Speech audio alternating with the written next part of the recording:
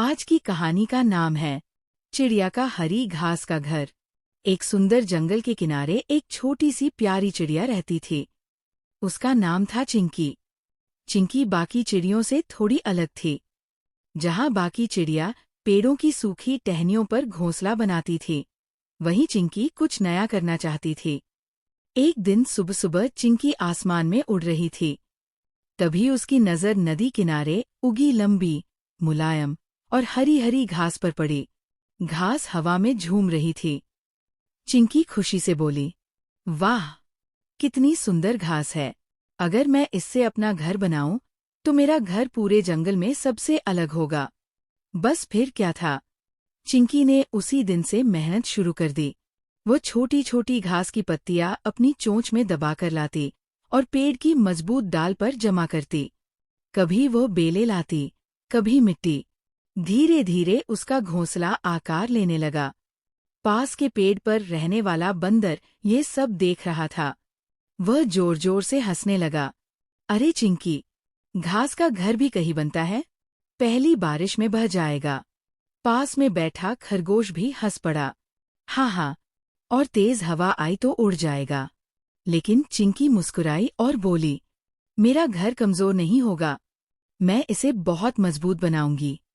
दिन बीतते गए। चिंकी सुबह जल्दी उठती, मेहनत करती और शाम तक काम करती रहती। कई बार वह थक जाती, लेकिन हार नहीं मानती। एक दिन जंगल में रहने वाली बूढ़ी कछुआ दादी वहां आई। उन्होंने चिंकी का घर देखा और बोली, बेटी, लोग कुछ भी कहें, लेकिन मेहनत कभी बेकार नहीं जाती। चिंकी को उनकी बात सुनकर और हिम्मत मिली। कुछ ही दिनों में चिंकी का घर बनकर तैयार हो गया। वो घर गोल गोल, मुलायम और पूरी तरह हरी घास से बना था। ऊपर छोटी छोटी सफेद फूलों की सजावट भी थी। दूर से देखने पर ऐसा लगता था जैसे पेड़ पर कोई हरा खिलौना लटक रहा हो। अब जंगल के जानवर भी उसका घर देखकर हैरान थे। तभी एक रात अचानक मौसम बदल गया। आसमान में काले बादल छा गए। तेज बिजली चमकने लगी। आंधी इतनी तेज थी कि पेड़ झूमने लगे। बंदर डरकर बोला, अरे बाप रे, इतनी तेज हवा। खरगोश अपने बिल में छिप गया। कुछ ही देर में तेज बारिश शुरू हो गई। कई पक्षियों के घोंसले टूटकर नीचे गिर गए।